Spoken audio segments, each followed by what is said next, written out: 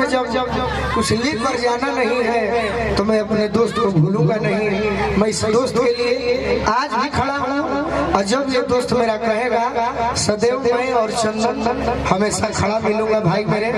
और आज तुमने ये जो होली मिलन का आगाज किया है, पहला बार प्रयास है तो थोड़ा इधर उधर होता है, और तुम जो प्रयास किए हो तो इसमें यही दिक्कत होता है कि राजनीति हो जाता है, तो उससे घबराना नहीं है। जब राजनीति होने लगा तो ये समझना कि तुम आने वाले समय के विधायक भी हो मेरे भाई, इससे घबराना नहीं है। जहाँ मेरे पिता तुल्य काशीनाथ यादव जी मेरे गार्जियन हैं, और रवि ने हमसे कहा कि भाई हमारा होली मिलन करा देना के बाद कहने के देखो हमारे के गायक के रूप में मत ले चलो, गायक के रूप में ले चलो तो ढेर पैसा लगला, हमारे के तू छोट भाई बना के ले चलो तेरे कहूँ पैसा ना लगी। जे भी कलाकार आई साज बाज पर गोलू जी के टीम, भाई चंदन यादव, नेहा राज, कृष्णा वासुदेव और एगो गायक होने वाले का नाम है प्रिंस राजा।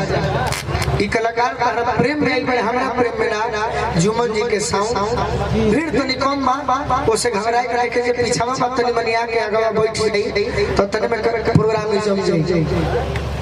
तब होली मिलन के आगाज ये मंच पर उपस्थित तमाम अतिथिगण के हम अपना ओर से भी प्रणाम करब, आशीर्वाद की प्रतीक्षा बा।